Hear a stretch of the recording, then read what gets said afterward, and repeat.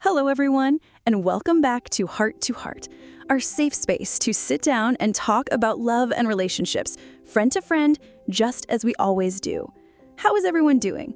After our last episode on why we attract the same type of person over and over, I hope many of you had a chance to do some soul searching. Once we start to understand our patterns and where they come from, it's time to build on that with another essential skill. A skill that acts like a protective shield for our hearts. And that's what we're talking about today, setting boundaries in a relationship. Now, when you hear the words setting boundaries or drawing a line, I know it can sound a bit harsh, right? It sounds like you're pushing someone away. And maybe deep down, you're a little scared. If I draw a line, will they get angry? Will they think I'm being selfish? Will it ruin our relationship?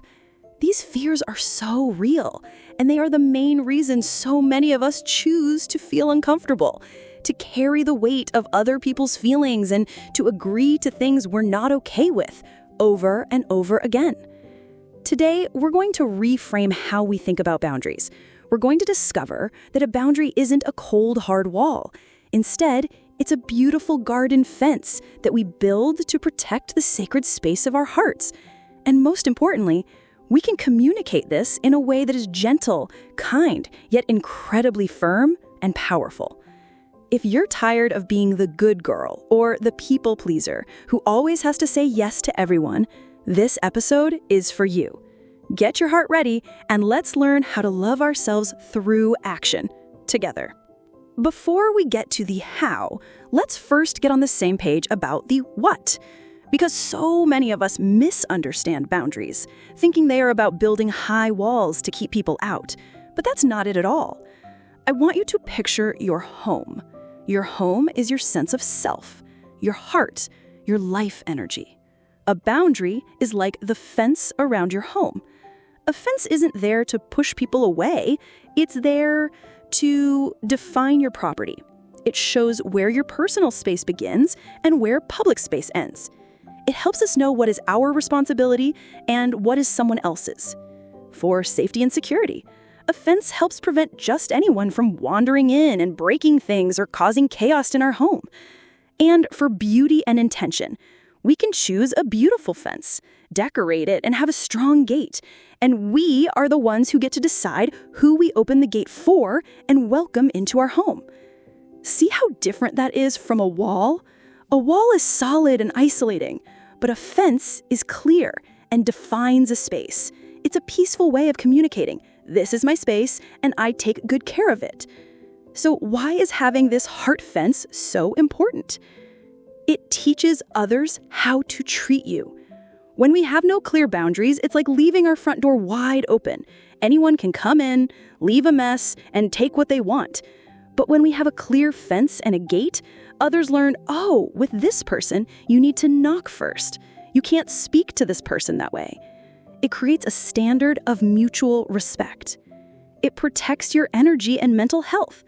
Have you ever talked to someone and felt completely drained afterward, like they just sucked the life out of you? That's a sign your boundaries are being crossed. Having boundaries helps you stop carrying other people's emotions or problems, leaving you with enough energy to care for yourself. And it reduces resentment. When you repeatedly agree to things you don't want to do, that feeling builds up into deep-seated resentment and anger. And that is far more damaging to a relationship than speaking your truth honestly from the start. And, most importantly, it is the clearest and most actionable form of self-love. It's telling yourself, I am worthy of being protected. My feelings matter. So, I want you to completely shift your mindset. Setting a boundary isn't selfish. It's about taking responsibility for your own happiness and well-being, which is absolutely essential for building any healthy, lasting relationship. Now that we understand what boundaries are and why they matter, it's time for the exploration phase, figuring out where our personal fence is. Because everyone's boundaries are different. They depend on our values and what's important to us. The easiest way to find your boundaries is to listen to your body and your feelings. Ask yourself, What kind of conversation makes you feel uncomfortable or gives you that sinking feeling in your stomach? Like being teased about your appearance or being asked overly personal questions. What kind of action makes you feel taken for granted or used? Like a friend who borrows money and never pays it back, or a partner who expects you to do all the chores. When do you say yes out loud, but your inner voice is screaming no? Like agreeing to go out when you're exhausted and just want to rest. Or when do you come home and feel completely and utterly drained? These feelings, my friends, are your internal alarm system. They are telling you that your fence is being crossed. They are a signal that says, okay, this right here, this is not okay with me. To make it clearer, let's look at the main types of boundaries we should all have. 1, emotional boundaries. This is about being able to separate your emotions from others. You are not responsible for anyone else's happiness or sadness. You can listen and empathize, but you don't have to carry their emotional baggage. You also have the right to not let someone dump their negative emotions on you whenever they want. 2, time boundaries. Your time is valuable. You have the right to prioritize it. You have the right to say no to plans or requests that intrude on your rest time or personal time. 3, communication boundaries. This is about defining how you are willing to communicate.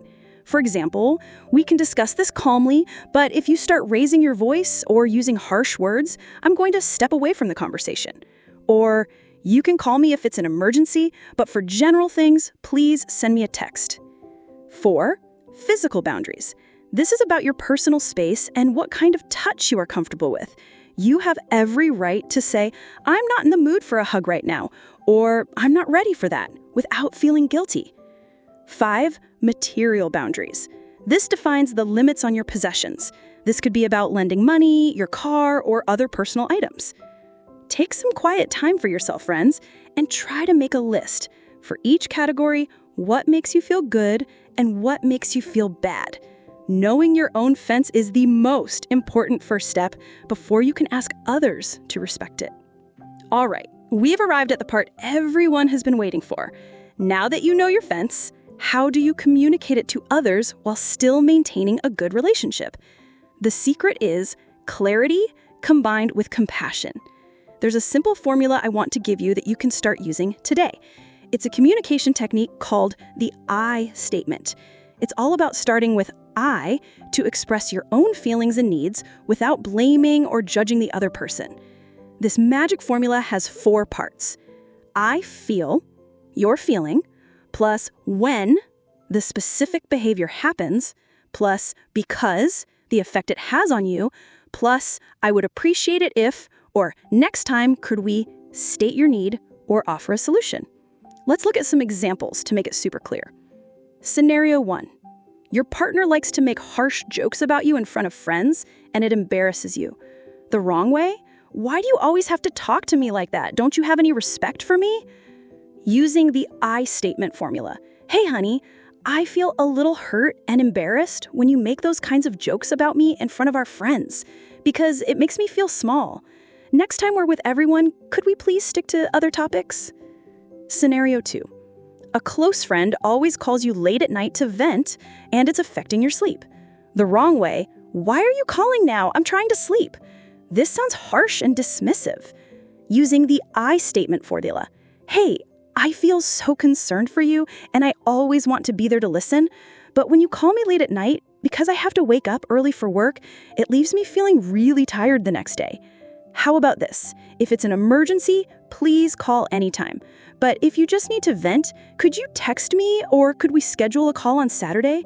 That way I can give you my full attention. Scenario 3. Your family expects you to visit every single weekend, but you're exhausted and need personal time. The wrong way? Can I not come? I'm tired. This could hurt their feelings. Using the I statement formula. Mom, I feel so happy that everyone misses me and wants to see me, but traveling every single weekend because my weeks are so busy is starting to make me feel really worn out and I have no time to get my own errands done. I was thinking, what if I came home twice a month instead? I promise I'll still call just as often. A few extra key tips. Choose the right time and place. don't have this conversation when you're already angry or in the middle of a fight. Use a gentle tone of voice. Your tone is often more important than your words. Be clear and concise. State your need clearly without a long rambling explanation. And be prepared for their reaction. Not everyone will understand or accept your boundary immediately, especially if they're used to you not having any. They might be confused, surprised, or even a bit upset. Stand firm in your boundary with calm compassion and give them time to adjust. Practicing this might feel scary and unnatural at first, but think of it as exercising your self-love muscle. The more you practice, the easier and more natural it will become. And that is the art of setting boundaries that we've had our heart-to-heart chat about today. I really hope you've gained some new perspectives and some useful tools to take with you. I want to say one last time that setting a boundary is not about pushing people away. It's about pulling yourself back into your own care. It's about honoring your own feelings. And it is the most critical foundation for building relationships based on mutual respect with a partner, with family, with friends, and with colleagues. Always remember this. You have the right to protect your peace and your energy. Saying no to something is often saying yes to taking better care of your own heart. I'm sending all my support to every one of you who is finding the courage to build a beautiful, strong fence around your heart. That's all the time we have for Heart to Heart today. Join me again for our next episode to see what we'll talk about next. Until then, don't forget to check on and take good care of the fence around your heart. Goodbye.